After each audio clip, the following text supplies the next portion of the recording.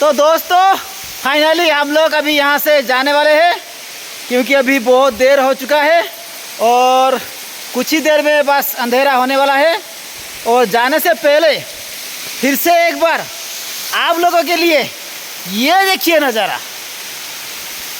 वाह, ये फंटास्टिक नज़ारा, ये ज़बरदस्त नज़ारा।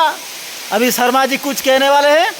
शर्मा जी बताइए कैसा लगा ये ट्रिप आपको? बहुत ही ऑसम ये जगह था। हम लोग एक्सपेक्ट नहीं किए थे कि इतना ज़बरदस्त ये होने वाला है, राइट। तो आप हम लोग के साथ ऐसे ही बने रहिए, बहुत ही एग्जॉटिक और एपिक जगहों के साथ। Yes, thank you, bye bye, take care.